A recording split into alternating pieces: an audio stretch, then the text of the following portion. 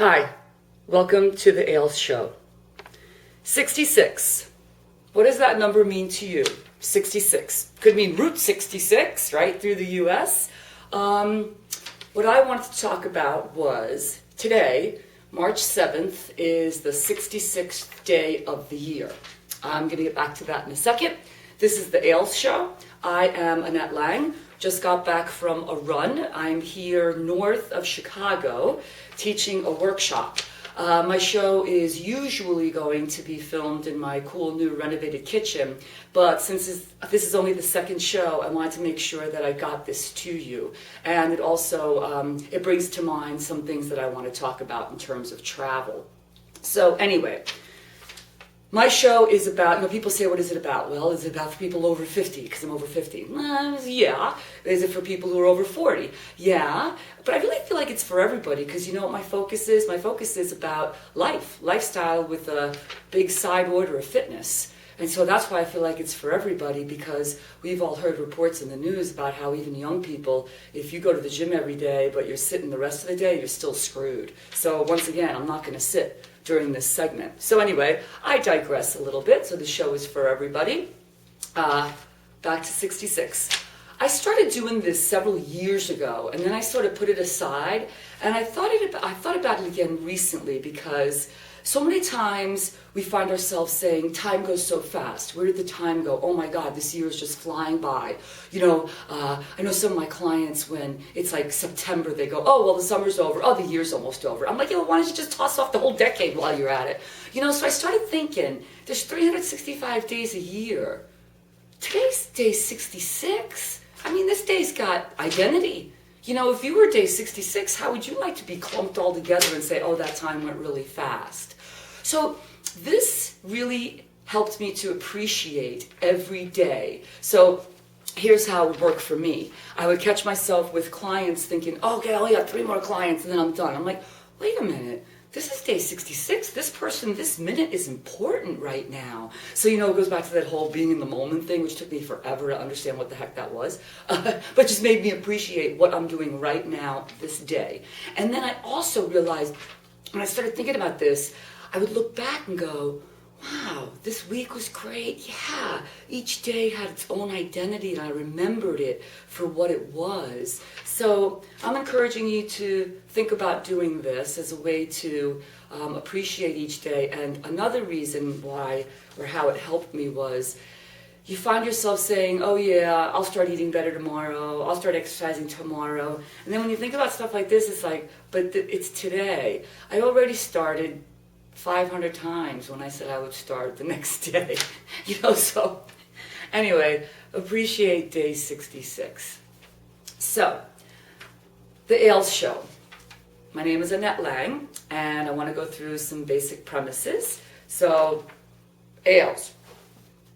A-L-E-S. The A is for activity, the L is for leisure, and the E is for exercise.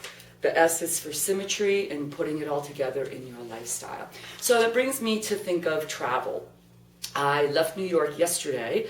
There was a big storm coming in from Chicago, where I am now. So I knew it wouldn't be bad in Chicago, but the concern was getting out of New York. But I got here and I'm okay. Anyway, but it brings to mind, habits when, you have to travel. Because, I remember one time a client told me he was a writer, and he would go on book tours. And this was so awesome because he said, well, you can't lose weight while you travel. And so, number one, I didn't say, well, yes, you can. First of all, I thought to myself as a trainer, okay, that's your line. Like, that's your mindset. So I have to help him, as his trainer, to think about this from within his mindset. So that's how you feel, that you can't lose weight while you travel. Let me ask you why you feel that. So we went into that whole thing. But so anyway, traveling is difficult. And so as you all know and have heard a zillion times, planning is important. So I just thought I would talk about that a little bit. I knew I was coming to a suburb north of Chicago, and me being from Brooklyn and a city girl, I really don't like suburbs. I apologize if you live there. It's just not my style.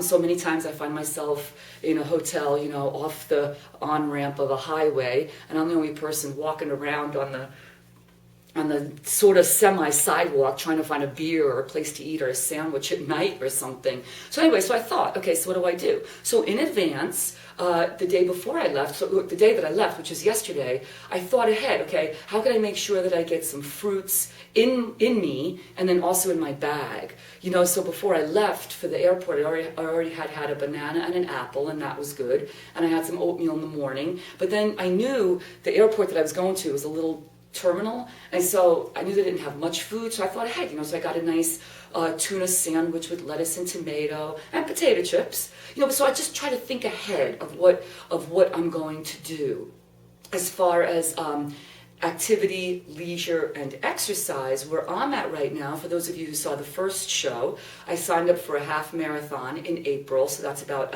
6 weeks away. And I love to exercise, and I apologize for that, but I'm trying to help you make small changes in your program. So anyway, for activity, it was bad weather the last couple of days in New York, so I found myself taking the subway instead of riding my bike, and so that, you know, got more walking and stairs in. A couple of times I jogged from client to client instead of taking a taxi if I had enough time, and it was slow jogging, so I consider that activity. Leisure, I'm not really so good at changing right now. On my off time with my husband, we walk a lot. We tend to walk to bars and have beer. But so leisure, I want to see if we can get more into maybe biking for fun as the weather gets nice. My husband is not an exerciser by design, so we're working on things like that to change that.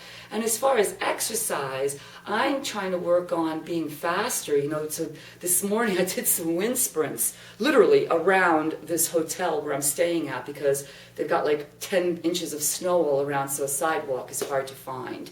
So the synergy of putting it all together. So think about, if you know you have to travel, is it feasible for you to eat super well before you leave? You know, so like try to eat extra greens and veggies and salad maybe, if you know that it might be difficult to find that when you get there. Think ahead, you know, could you walk where you're going to? Is there a gym nearby? You know, some hotels have crappy little exercise rooms, and that's certainly better than nothing. And then, you know, synergy, putting it all together. Where are you in all of your efforts as far as trying to eat better, move more, get more exercise, get more fit, depending on where you're at in your life right now. And so that brings me back to the 66 that we started with.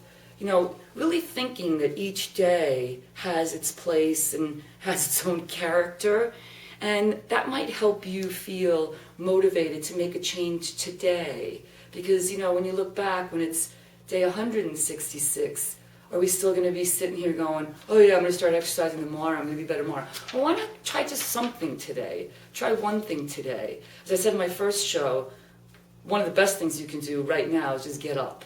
You know, just stand up and not sit so much, and try to get a little bit of movement. And so, in the spirit of ALES, A-L-E-S, which also means the Netline Education Systems, it obviously, like my Mark Rubio imitation there, beer. Now, I'm not drinking at 10 o'clock in the morning, not today anyway, but I had a nice beer last night, had some wine, and life is good. So enjoy day 66. I'll see you next time.